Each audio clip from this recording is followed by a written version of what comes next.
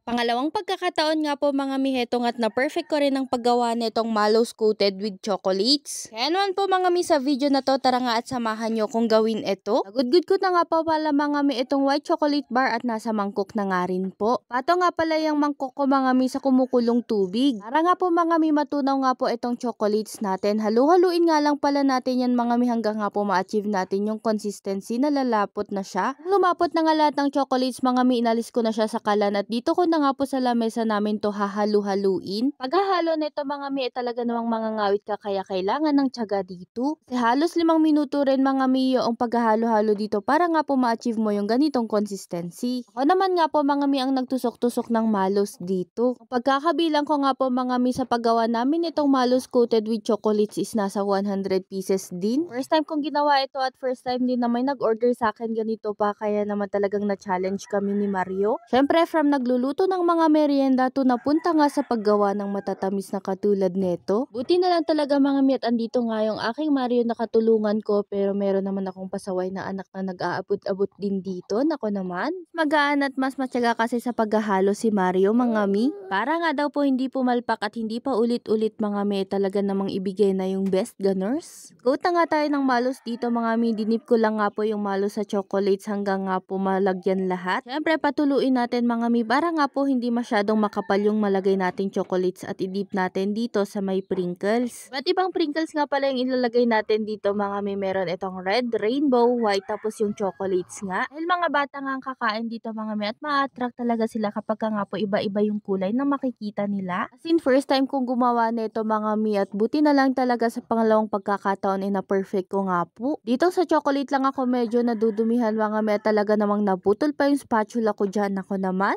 Dahil first time nga sabi ko sa inyo mga mi, yung 100 plus pieces mga mi is mga 2 hours nga din po namin ginawa. Buti na lang meron yung anak ko at meron yung asawa ko mga mi sa katulungan ko sa paggawa nga nito. Bagong kaalaman at kakayahan na naman mga mi ang na-achieve naming tatlo. Saan pwede naming ipagpatuloy para nga po makabenta, ganors. Like ito pang regalo sa Pasko, Valentine's o kaya naman syempre sa mga birthday ganor. Siya mga mi, yun lang po for today's video. Please follow, like, and share po. Bye-bye. Mwah!